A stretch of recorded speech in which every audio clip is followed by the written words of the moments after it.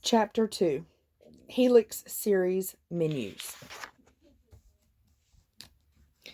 The first page talks about the difference between Generation 1, 2, and 3 and the price. You should know all that already. You don't need that to work your machine. Menu. To access the main menu, press the menu button twice.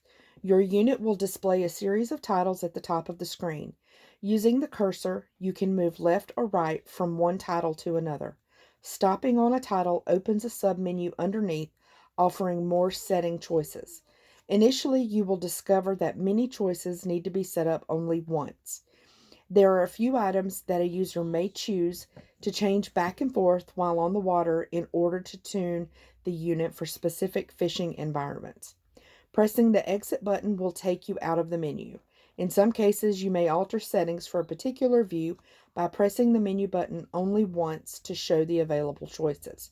Pressing the exit button will take you out of the menu screen. Not every submenu will be discussed. For a complete and in-depth explanation of each tab and submenu and available choices, please refer to your operations manual that was provided with your model. On submenu items with choices listed as blank, that means no choice is initially visible, but there are options that exist. Using the cursor, you can activate the available choices for your specific unit. Humminbird will occasionally release updates for the units. Updates may change available menu choices, submenu locations, as well as changing the wording shown on the unit. Updates can cause units to sometimes cease functioning. It is important after updating to perform a restore defaults both before and after updating. Then the user can go back through and choose the personal settings preferred. I have created tab listings where I recommend settings shown as a starting point for anglers looking for help in setting up their unit. While there is no one perfect setting for every circumstance, the listed settings will help anglers get a new unit set up on the water fishing. Through education, use, and experience, anglers will learn to make adjustments and changes to their unit to improve and enhance screen and view appearances. Setting up the alarm tab. Very few, if any, alarms need to be set. The depth alarm and low battery alarm may be the most useful of all the alarms to most people. Set any preferences as you choose. Here's a picture from the book. This is on page 11. Medium tone seems to be the level easiest to hear. Setting up the setup tab. The setup tab is the main tab that determines how the information is relayed to the user. This is based on the user's location and needs. Your model may not show the same choices unless the user mode is changed to custom. The unit can display numerous languages. Caution, do not set the language to Asian if you do not need the Asian language. Contact customer service prior to setting to Asian. All numbers can be displayed in imperial or metric numbers. Okay, there's another chart. This is on page 12.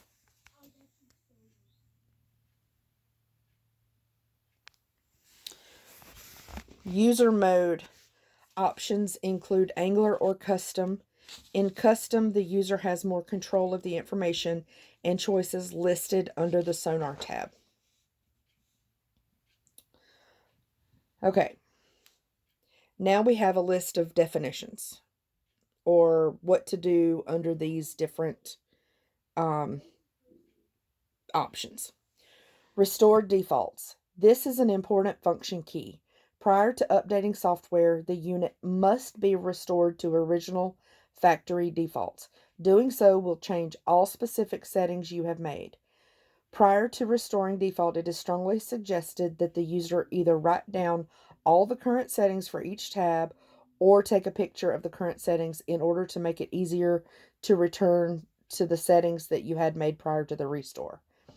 After the update is complete, it is suggested to restore defaults again for the unit to restart completely.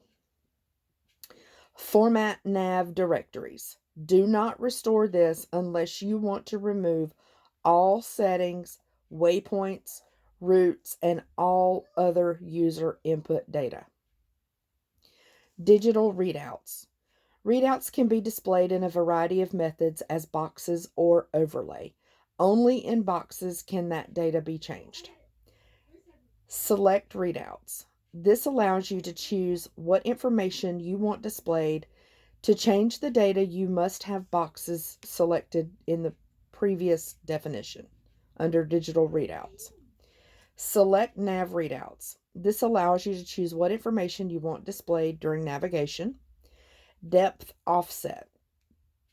Adjust the depth readout by the amount entered. To display the depth from the waterline, a positive amount is entered.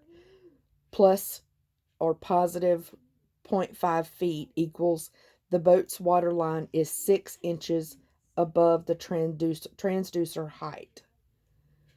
To display the depth from the keel, a negative amount is entered. So minus 0.5 feet equals 6 inches below the transducer height is the lowest part of the keel. Digits format determines how readouts will be displayed. Several options are available up to the personal choice of the user. Sonar, this must be set to the on position. This is on page 13, just in case that depth offset was not clear when I read it. Chirp configuration allows further chirp settings if the unit is equipped.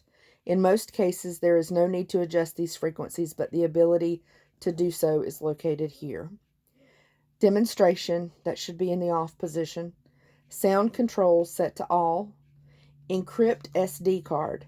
This submenu allows the user to prepare a blank SD card to be used with chart select in order to hold charts purchased online. Do not perform the encryption with the map cards, LakeMaster or Navionics, installed. Remove all map cards, leaving only the SD card for the chart select installed in the unit. Basically, this will wipe the LakeMaster or Navionics cards and you're screwed.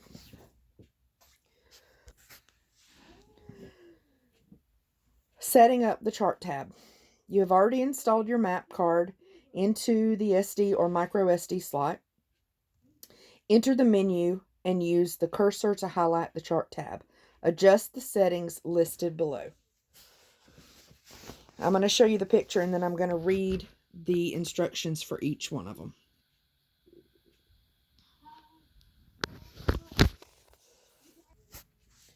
Map source.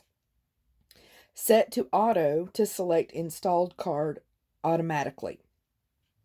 If both Hummingbird's LakeMaster and Navionics cards are both installed, the unit will select the LakeMaster regardless of the SD slot card locations. Chart orientation. When reading maps, I prefer to leave it as north up. This is the easiest way to quickly look and orientate yourself to direction. The boat rotates based on its heading and direction of travel. Instead of the entire map redrawing, only the boat symbol redraws and therefore has less delay. Even so, it is still possible to choose a waypoint. As you approach your waypoint, slow your speed enough to maintain the boat underway and against the movement of the water. There will always exist a delay between your movement and the unit's recognition after satellite signal updating. Accuracy of your unit currently and at the time the waypoint was created may cause a distance error in relocating structure or objects in the future. North reference. Set this to true. True north is the location of the North Pole. True north is used when charting routes. North up indicator. When set to on, an arrow is placed on the screen to always orient the user to which direction is north. Lat/lon. You make access latitude and longitude at any time on the chart part by simply moving the cursor slightly. This method can be used to find your current location in an emergency or to identify a location with known coordinates and mark a waypoint for future use. Shaded depth. This can be set to any depth you choose. It will allow you to shade all water that depth and shallower a light blue color based on the readings of the map card data installed. This provides the user an idea of shallow water. Caution should be used as bodies of water whose level has dropped will not get an accurate and truthful reading requiring adjustment for the depth change as well. Chart details set to all. Map borders set to MMC/SD only. Spot soundings. When set to visible, lake depth data on the map card will be displayed on the screen, indicating the depth of the water. Easy view text. When set to on, the text on the screen will be larger and easier to read.